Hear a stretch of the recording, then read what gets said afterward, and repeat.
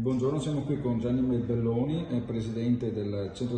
direttore del Centro di Documentazione d'inchiesta sulla criminalità organizzata e in merito a un'iniziativa fatta qui ad Olo sulla destinazione dei fondi PNRR.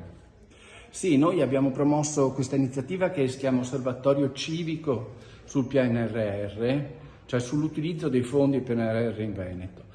Noi stiamo promuovendo il monitoraggio civico delle opere. Perché? Perché vogliamo che i soldi, tanti, che sono arrivati e che arriveranno in Veneto vengano utilizzati al meglio per degli obiettivi condivisi e che possono veramente migliorare la qualità della vita dei cittadini.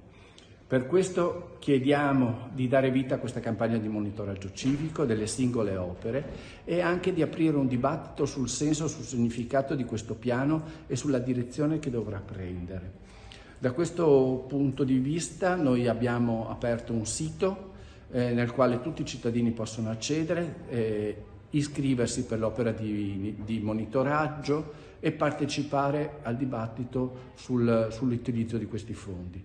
Ci sembra un'iniziativa nel suo piccolo, per quanto fragile, però fondamentale anche per uscire dalle difficoltà che in queste settimane vengono registrate sull'utilizzo dei fondi del PNRR, perché solo la partecipazione consapevole dei cittadini può dare forza e slancio a questa importantissima iniziativa di politica pubblica.